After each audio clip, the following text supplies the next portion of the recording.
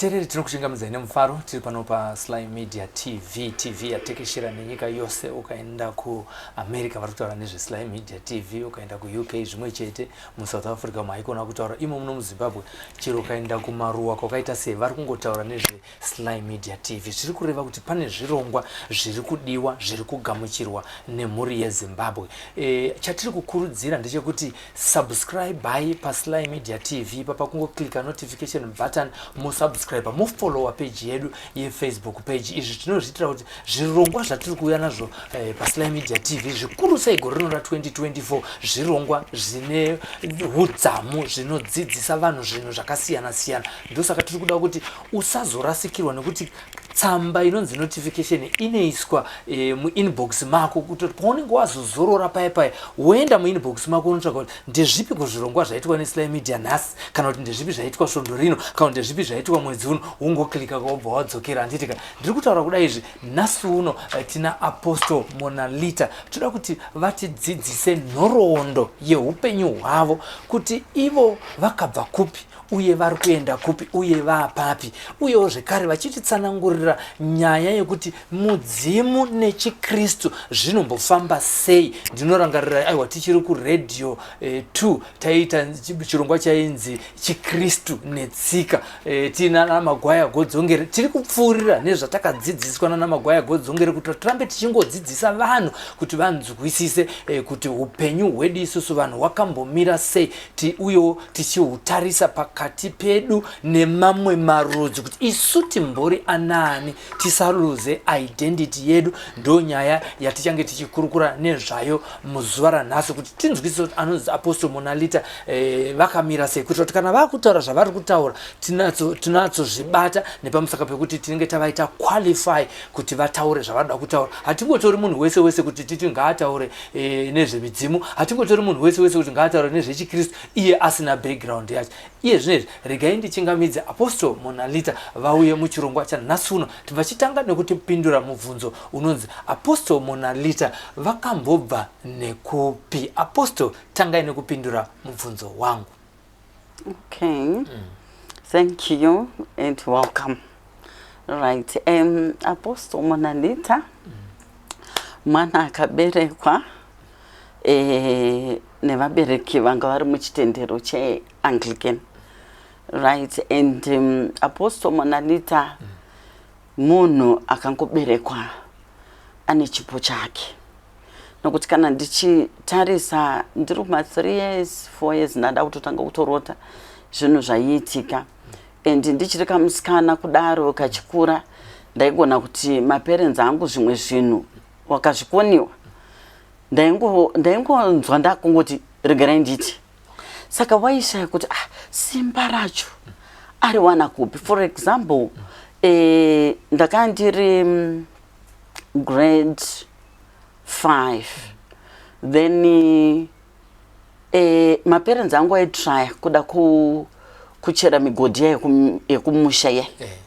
Then mugodhi wekutanga wakati wadzika pabva panzi pane dombo ukablastiwa still pabva panzi hapana mvura. Then wakanopinda wakabva wafushira paya vaiuya vachitoita zvese zvekuti kupega mvura yekuti pane mvura yakawanda. Then wakatraya futi second one ukadzika ukanzi futi dombo ukablastwa dombo hapana kubuda mvura. Then wakaufushira wakatraya the third one wakangoita the same thing. Then the fourth one wakadzika zvekudzika zviya then uchingonzi futi pane dombo wakatora vanoblasta wakablasta still hapana chakabuda. Saka there's this one other day tiri paholiday ndaitotamba ndaifarira soka. So ndaitotamba neboys soka. So ndakaona baba wangu wakaenda kunogara paside pemugodhi uya. Saka ndakaona kuti vanenge vari kuchema. Saka ndakabva ndangosiya zvesoka yataitamba iya ndobva ndamhanya pavanga vari ndikatoona waitochema saka wakakurumidza kupukuta chi yes ndobva ndati koche ndobva vatoti vakati mwana ndiri kurwadziwa kuti sei panapa pari kuramba kubuda mvura because vari kuuya vachipega vari kuti mvura yakawanda panapa because kana tichikompea nekumwe vamwe vatori muzasi megomo but mvura iri kutobuda iri kutofashukira pati panapa ndakangonzwa handina kutaura nawo ndakangonzwa ndakutongowati chete ndidzikisei mukati saka zvawakaita wakandidai bhozi wangu wakanyatsogara pasi saka wakadai hawana kupikisa chinhu wakabva wandiisa muchitini wabva wandidzikisa pasi saka wandidzikisa pasi ndakabva ndatanga kudaidzira ndikati chidzikisai shavhe zvandaiona zvichishandiswa dzikisai piki saka wakadzikisa anditi ini ndakatora piki ndatora piki ndakadhiga so pekutanga ndobva ndaona kuti tai saka ndakatoti kachigunwe kangu ndikadai ndikati pati pari kuita kunge panyorova 1 saka ndakadhiga futi kechi2 mvura yakaita zviro zvekuti yes kuputika saka ndakati ega ndidhige futi kechi3 handichoti kechi3 kutoti fashion mvura saka ndobva ndadaidzira ndikati ndemvura handidi saka vakatarisa time ndakati dzikisa ichitini mvura wakandibudisa yange yakutosvika chi mumanezi mangu saka ndobva wandikwidza ndobva wakurumidza kudzikisa imwe kazini mbura dzedu anga amuhombe wakabva wamudzikisa muyama yakuti akwidze inonzi chi zviya zvandaishandisa yes then ndobva wamukwidza saka pakaitika mufaro usingaite then ndobva kwatouya ana gogo vakauya vanzwa kuti pari kupururudzwa pari kufarewa pari kuitwa sei vakauya vakati ko chii chaitika panapa ndokubva vatonzi mvura yazobuda wakati yabuda sei ndobva waudzwa payoti muzukuru wenyu ichi angonditi ndidzikisei imomo saka gogo wangu wakanditarisa wakabva wati pati mwana we makamuzvara sei mwana we zvaanotoita zvingori zvakangotosiyana zvingori abnormal yes neage yacho handidi bhosi inini ndaigona kuti even maparents angu paipai kana vari kuda kuhaya vanhu handiti vanosvikoita basa pamba lese kuharvesta kana chi ndaingofila kuti no they cannot lose their money we can do this nditori kuprimary saka ndaigona kurara ndakatoronga kuti young brother yangu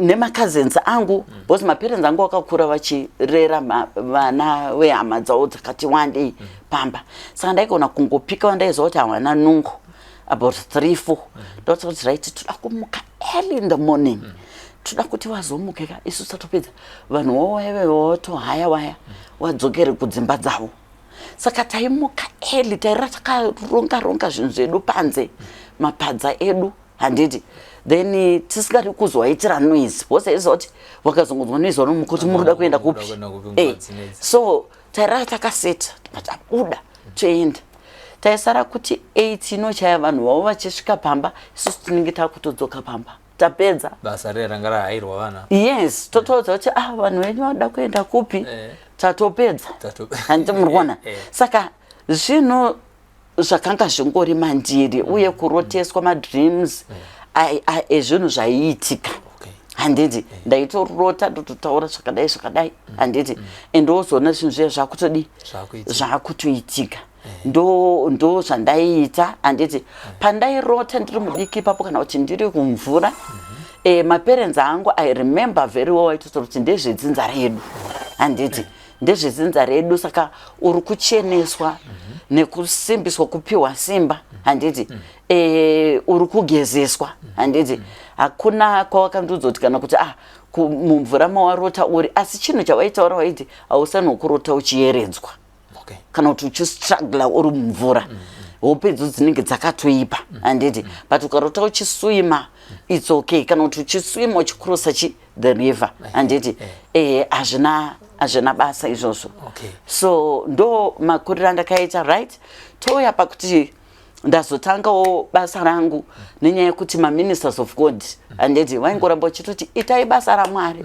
ini ndaisada inini I wanted to be a medical doctor handiti so handizivi Mwari akaona kuti ndikaita izvozvo maybe basa ravo handizokwanisi kuriita nayo vadzimu vacho vaitoona kuti akaita medical doctor basa ratiri kuda kuti aite iri rekusunungura vanhu haazokwanisi kuriita so zvakazongofamba neimwe nzira mataxi omamwe akazongoitika nechi and so forth kungokanganisa handiti program yaindaida kuti ndiite sei ndiite nekuti ndikwanisa kuti ndiite medical doctor kwacho handiti then later on vanhu vemweya vaingotaura handiti kuti no imeme basa renyu riri pakubatsira vanhu handiti taona mazobatsira the whole world saka munozoti kana uri mudiki unokutoti vanotopenga vari kuti enenini ndakazvara ndiri munhu aitanga ndiri a bit shy even today I'm a bit shy but ndinozongoti kana ndamubasa rangu zvinozongoenda so ndaingozvibvunza kuti vanhu vakuru pavanoya pamberi pangu ndichavahendla sei handiti because inini ndinekakunyara kandinako ende handikwanisi kuita nyaya nevanhu vakuru saka ndairamba ndichikanzelewawo ndichipiwa advice nevamwe vanhu vakuru kuti aiwa kana wamubasa racho hauziriwo unenge uchitaura kana kuzviita handiti yes saka unokwanisa kuti udi uzviite saka zvichiramba zvichifamba zvakada kuzopedzisira ndatozototanga basa iri ndine 17 years handiti vanhu vachipona asi inini ndakatanga kusunungura wedzinza rangu kunyanya ndo vanhu vandakatanga kubatsira nichisimudzira handiti ndofunga chipo chacho nevadzimu vacho vakanga vasingadi munhu anotambura kana kuti ari pamusha kana things like that saka ndakakwanisa kuti ndiri mudiki kudaro vanhu vakuru ndakakwanisa kunge chipo icho chichibatsira vamwe vachienda kunze kwenyika vakatonovhura makambani avo vakadii handiti kubudikidza nechipo vairwara vamwe vachirapwa vachidii things like that kana muchiti muchirapwa kuti maina matira kana kuti vairapwa kana chiti kurapwa pachishona tichizota vari kupuwawo zvinhu zvakafanana nemidzi inokozeya kurapwa inini ndakatanga ndiri mufield yekutonamatira vanhu asi ndanga ndine zvandaipiwa nemweya kusanganisa handiti zvechirungurungu zvandaingonzi tenga chakati nechakati sanganisa bika ipa munhu apone sanganisa ichi ita munhu agezi handiti then vanhu vaisunungurwa even nemarombe akasimudzwa kubva muguruva handiti ndichiita izvozvo handiti so kusvika pakuzoti tichifamba inini ndakatanga ndichipinda kumachechi omamwe emapendekostal vana zayocha efm ndo machechi andakatanga ndichienda handiti right asi chinhu chaindinetsa mukoma Silvester ndechekuti ndichidaro kuti right inini ndiri kudhilivha vanhu vachisunungurwa and ndiri kuti inini ndiri kunamata handiti handina kamudzi kandiri kubata handina bute randiri kukanda pasi kana kuita sei ndiri kungoita zvinhu zvakachena zvokuti mvura yangu salt mapowders mamwe echirungu andairoteswa kumadreams ndoenda ndonotenga ndotoshandisa kana mamwe mapowders andaimboona because isusu family yedu yanga ine vanhu vaitorapa andaimboona kana maparents angu vachishandisa handiti aigona kudzoka futi handiti all the way kuti tenga powder handiti shandisa zvakati handiti so ndakaona inini ini pachangu ndakaona zvinhu zvangu zvisi kufamba ndainamatira vanhu vachipona uchiuchika vanhu vasina mbereko kwemakore vachibata vana vasina dzimba vasina chii handiti zvichifamba zvakadaro vanhu vachisunungurwa handiti varwere kunyange vamwe chaiko ichinge kuunzirwa skeleton kuBotswana kundaimbounzirwa skeleton yemunhu handiti but munhu yes munhu achitanga kutomuka kupika kutotanga kudzokera kubasa asi chinhu chairamba chindinetsa ndechekuti inini kusaidi kwangu zvinhu zvangu zvaisafamba saka ndaishaya kuti chii saka ndairamba ndichibvunza vana mai mufundisi kuzayoja handiti tichiri kuzayoja ikoko sei inini zvinhu zvangu hazvisi kuita then waiti muri kutaidza ndoti handina pandakamboregera kutaidza zvese ndofunga munoona macontributions emuchechi ndinoita sei ndinoita saka vairamba vachingonditi aiwa ramba uchinamata uchaona zvichidi zvichaita kusvika takazochenjawo kuzayoja ikoko tikazoendawo kuAFM then kuAFM ndakangoona the same thing handiti vanhu vari kupona ndaitoudza mufundisi wacho kana profesi dzegore kana kuti pavanhu vari kunamatira ndotomutaura kuti vanhu vamanamatira ndanzi uyo neuyo neuyo ayo vanamatirei mvura chaiyo vanhu ava muvape vanhu muchaona vachipona muchaona zvichiita right saka vaitidzira saka ikoko kuAFM ndokwandakazonzi namufundisi namai nababa mufundisi mwanangu iwe uenda kuBible College because chipo chiri pauri hauzivi kwechichakusvitsa une chipo chikuru chiri mauri saka ndakabva ndazotanga zvangu kuenda kuBible College but zvinhu zvangu still zvisiri kufamba nenzira yakanaka kuzosvika ende handidi kunyeperai kuma Silvester kuma prayer mountain taienda nevamwe mitsanyo iyi ma 21 days ende wakazvipira munozoti pane pamwe paipapo kuti unozudza kuti inini kutanga kunyatsoona kuti pane here pandiri kukanganisa pamberi paMwari uchinyatsonoti pa10 commandments paya you are clean yes you are clean but woshaya kuti ko chii chiri kuitika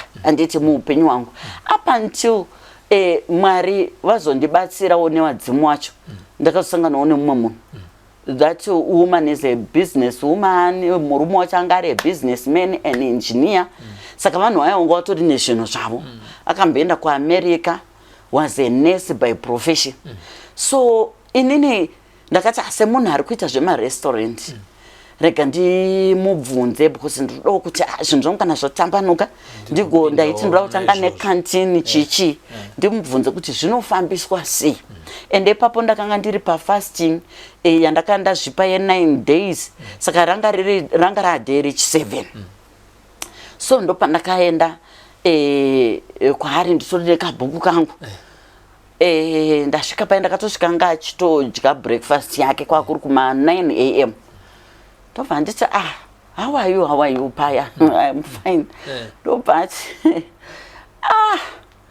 regai kuri kutonora anditi regai mupiwe a cup of coffee or tea ndobva ndati no handiti I am on fasting ndobva totanga kuseka mukadzwe anga wechikuru abva atanga kuseka akatonditi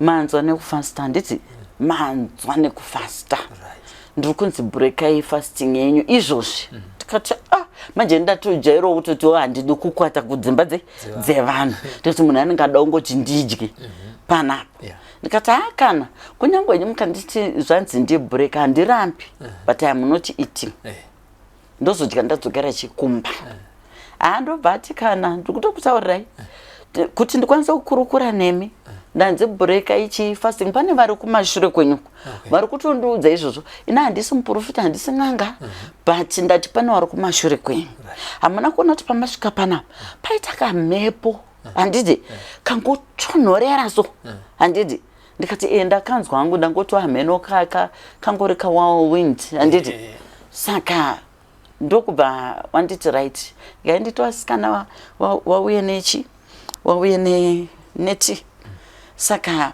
wakabva wauya netii then ndofarira hangu maavocado ndobva ndaona wane maavocado avo ndikati handikuda hangu avocado netii zvimwe zvese izvi no right saka paya tiri kunwa tii ndopa wakabva watanga kutaura wakati iwewo uri munhu mukuru unozviziva ndikati zvekungonzwa but zvekungonzwa yes because pane zvimwe zvaitoudzwa maparents angu mavaimbofambawo saka uri kuitei nazvo ndikati ndiri kunamata zvanzi kunamata munoziva here kuti kunamata uku Mwari ane channel yaanotosvikwa nayo nekuti tiri vanhu vatema kaisu.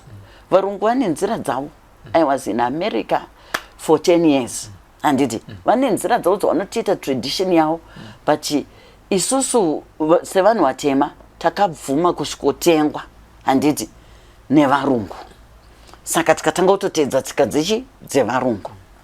Saka ndobva ndati saka zvikanzi pane vanhu vari kumashure kwenyu vari kundiudza kuti mwana uyu anzwa nekutsanya nekudii handiti, asi nyaya iripo ndeyekuti ngaazive kuti tiripo. Ndopa ndakati ndiva nani, ndobva wataura kuti imi mune dzinza remanjusu kai, mune midzimu yenyu iripo pamuri handiti ka.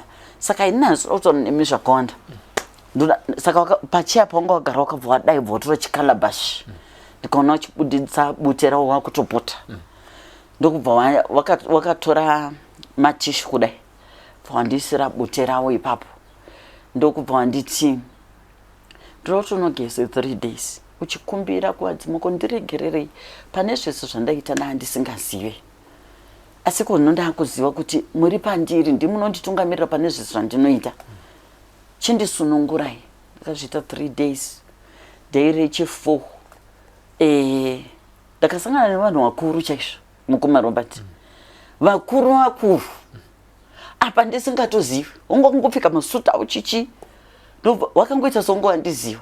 Wakati ndokuzivai, munogara kupi, munoenda kuchechi kupi chichi handiti. But ndobva ndatotaura mabhozi ndakamboseva mumachechi mahombe emuno muZimbabwe handiti.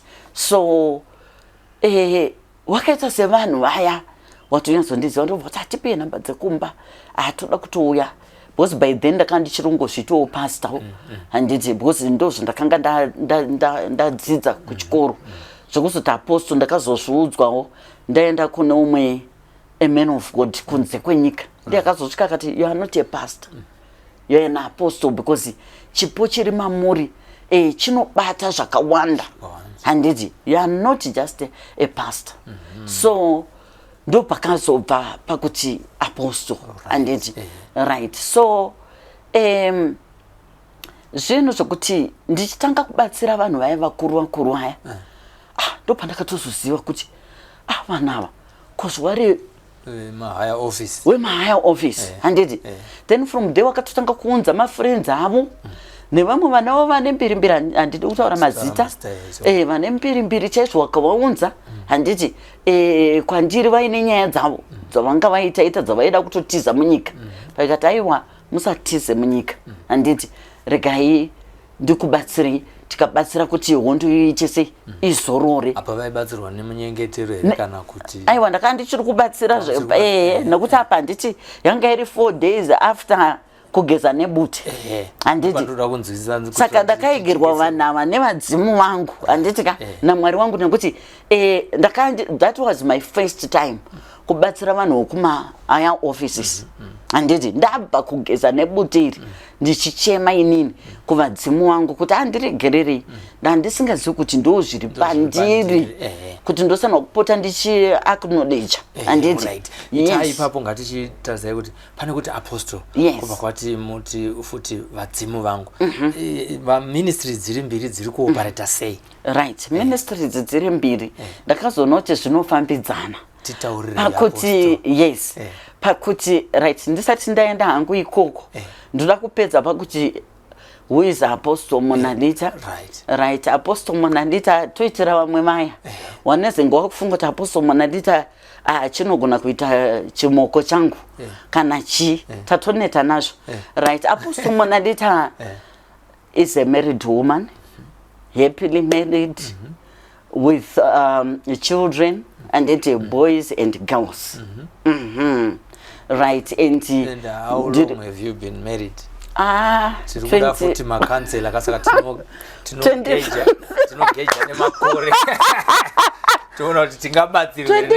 years. Yes, adzimba ndiri kudzemisa zvokuti ndiri kukwanisa kubatsiridza, but kune wrong marriage ekutoti munhu agara atopinda wrong marriage tinomuudza, kunyange ndinomutaura tikabata minamato yedu nekuti hatidi kuita marriage dzekupfuirana dziya hadzishandi. Yes. ndikubate muromo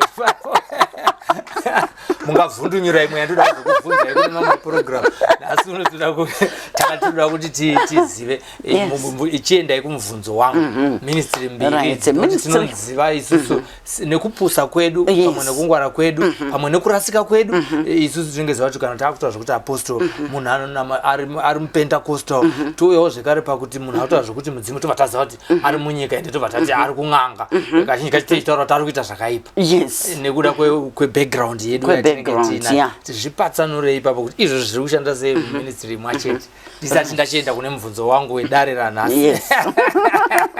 Right. Zvinhu izvi zvinofambidzana mukoma Silvester. Zvinhu zvandakaudzwawo nevenge vari mberi vakatozviona vakagadzirisa handiti. Saka vakazondipa dzidziso yekuti tarisai muone kuti Jesu handiti. Jesu isusu takazongoudzwa nevarungu handiti kuti anga ari murungu. But tikada kuenda go deeper munhu yanga atori munhu mutema handiti. Akapiwa masimba kuEgypt handiti. Apiwa masimba muEgypt ekuita minana nechi varungu vakatora munhu iye handiti wachimuita wawo handiti muri kunzwa. Right. Now nyaya iripo ndekuti ndakaudzwazve futi kuti zvandakazoona ndega zvikanzi endai kuNew Testament panonzi pacho ndo pakanga pana Jesu handiti.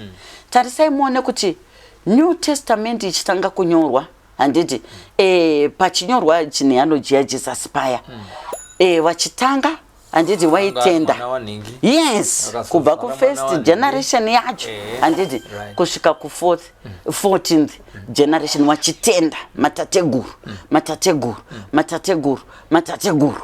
Saka zvinhu izvozvo isusu sevanhu vatema handiti takabvuma isusu kutorerwa handiti mapowers edu emanamatira ataisanwa kunamata ekuti isusu tikurumidze kunzikwa handiti naMwari wedu handiti tikasvikotorerwa mapowers iwawo tichiskuisirwa chirungu Bible rakanga ranyorwa manje nevarungu waprinda kuti vanhu tonovatorera sei nyika dzavo tonovatorera sei upfumi hwavo. Saka kati tikawaisira chinhu ichi tovataurira isusu kuti takanyora kuti wewe ukadai wakafa hawanamatwi zvakadai hakuna. Ipapo ndo pakatadza kunzwisisa vanhu vatema vakatungamira kutanga waziwa Bhaibheri because pawakanzwa kudaro isusu hatinamati vanhu vakafa hatinamati midzimu yedu tinokudza midzimu tichitenda kuna Mwari musiki wedenga nenyika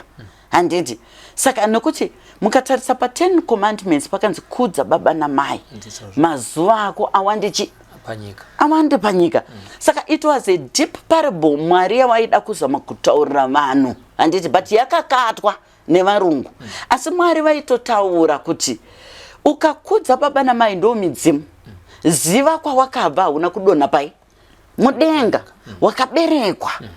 Saka tanga wakudza kwawakaberekwa wochindinamata. Ndosaka zvakanzi kudza baba namai zvinonzi namata baba namai.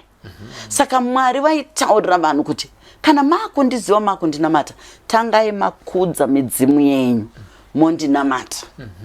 Muchiri papa munogona kupindura mubvunzo uyu kuti isusu vateereri tibatsirike pakuti vazhinji tinozofunga kuti iro Bhaibheri rinotaura kuti ndichakurova ine zvivi zvemadzibaba enyu.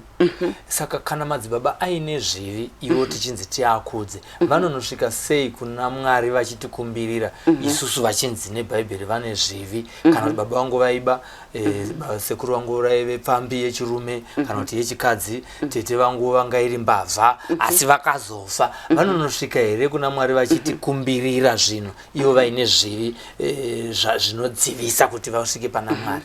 Right.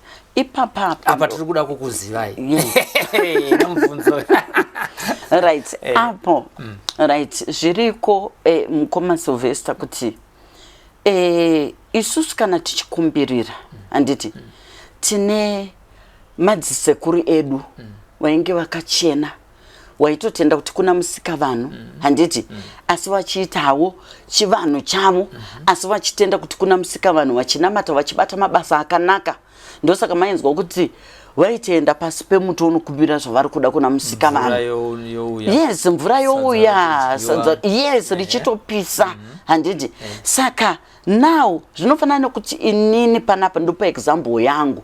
Inini ndafa ndichibata mabasa angu akanaka, ndiri kuita basa rangu iri raMwari nevadzimu wangu zvakachena, zvisina urombwa mukati kuti inini ndazonotsvaga chekuti ndakuda kuwedzera kana kuti ndakuda kudai. Ndiri kuita zvinhu zvangu zvakanaka zvakachena handiti. Inini ndikafa inini Mwari ndikango vari mberi vadzimu wangu handiti ndo denga rekutanga pandinofa handiti. Vanosvika ondichenesa padenga rekutanga handiti. Ndakunopinda uko kujudgment yekudenga raMwari handiti. Ndoonekwa ikoko futi ndaqualify handiti. Chinozoitika ndechekuti mweya wangu unodzoswa waangirozi kana waamudzimu handiti zvakare pano pasi kuti uchengete mageneration anenge ari kuteera handiti. Muri kuona? Saka muchizoona kuti zvinonzi tete wacho vairapa, sekuru wacho ari kungoita exactly zvaitwa nasekuru wake. Kana sekuru wakanga vari wakadzi wakawanda, ndo saka muchizoona ndo mweya tinenge takuti ngairambwe iyoyo handiti. Yekuti kana sekuru wakanga vari munhu uya wemabariko wakadzi wakawanda wanda, tinenge takuti hatichazvidi kuti zviuye pamwana, ndo mweya inorambwa. Tete kana wanga vari tete wasingabve mumabhawa handiti, tinenge takuti mweya iyoyo kwete. Ndio tinotaura kuti hatidi nekuti iyo pachayo mudare remweya mudenga vanenge vatotongwa nenzira yawo, mweya yawo yaiswa pawo handiti. Saka mweya inodzoka ichingodzengereka utsvaga pekuda kugara futi handiti. Saka ndozvitinenge tichiti kana even tichikumbirira paya kumbira uchiti ndiri kutaura nemhepo dzakachena. Madzisekuru angu aibata mabasa akanaka, madzimbuya angu aibata mabasa akanaka, madzitete angu aibata mabasa akanaka. Ndo mhepo dzandiri kutaura nadzo babi pano handiti. Mhepo dzakaipa dzemupeperekwa nevaibata mabasa akaipa handidi kukuona mumatara angu handiti. Muri kuona? Saka pane zvokuti unosanirwa kupatsanura ipapo nekuti varipo zvechokwadi wakashayika vachibata mabasa asina kunaka handiti. Zvinofanana nokuti mubhaibheri handi munoona vanodaidza vana Elijah, vana Mozisi, vana Abrahamu handiti. Vanodaidza mazita evanhu vamwe wokuti kunyange wakambenge dziri mhondi wakatendeuka wakazenge wachibata mabasa aMwari chaizvo handiti. Unoona kuti ndo vanhu vanodaidzwa ivavo. Sana Pauro. Yes. Vakazonyora mabhuku akupfura vaifamba naJesu. Handiti. Muri kuona? Saka ndo vanhu vari kudaidzwa mazita avo nhasi, asi wanga wakawanda wani handiti mubhaibheri. Asi nenyaya yekuti vamwe vavo vaibata mabasa akaipa handiti. Saka wangosiwo wakada nokuti mhepo dzavo hadzina kuita sei? Hadzina kunaka. Ndinofunga mandipindura ipapa. Chirongwa chinechi chekutanga changa chiri chekuti tikuite qualify to speak about the spiritual realms that we don't understand isusu vanhu. Takatida kuti vanhu vateereri veSly Media vakunzwisisei kuti makamira papi chaipo uye makabva nekupi yatingati background muchidimbu. Ndo changa chiri chirongwa chekutanga. Asi izvi toda kuzivisa vateereri kuti muchirongwa chechipiri chiri kuuya ichi imimi toda kuti mugozotitsanangurira nenyaya iri kunetsa mazuvano iri nyaya yenjuzu kunaka kwadzo nokuipa kwadzo. Noti izvo taakuziva kuti munonzwisisa zvese kuchitendero uye nekunyika dzimo. Munotitendera here kuti muchirongwa chinoteera tigozotaura nezvenjuzu? Yes. Chokwadi. Pari zvinhu toda kuti muoneke vateereri asi muchivatsanangurira zviri pakadzika pemwoyo wenyu marenge nekubatanidza zvinhu zviviri muchidimbu. Musarebesa. Mukarebesa ndokutorerai mike.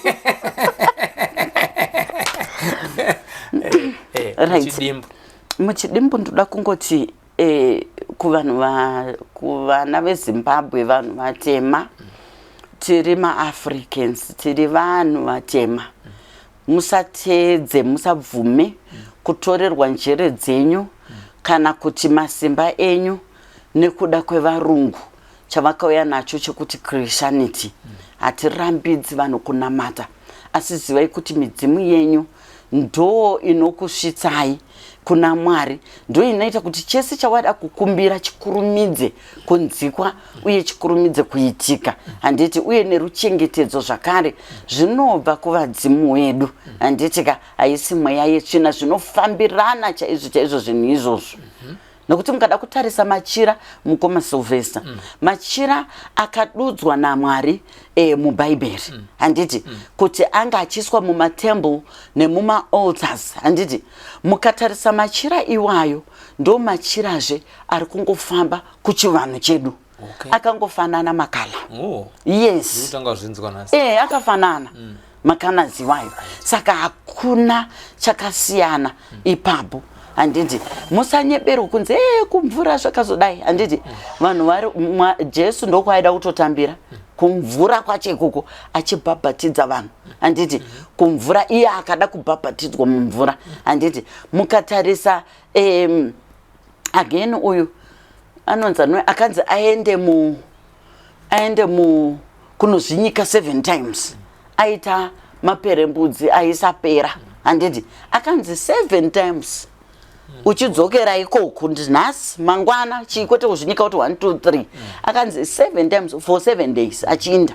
Handiti saka akabva atosunungurwa, meaning mune simba ririmo mumadziva. Ndosaka muchinzwa pane chibuche chinonzi rumbidza iwe wemagungwa, rumbidza iwe wedenga, rumbidza iwe wemakomo. Handiti saka kuri kuratidza nzvimbo dzese idzodzo mukada kutarisa Jesu aiwanikwa nzvimbo idzodzo.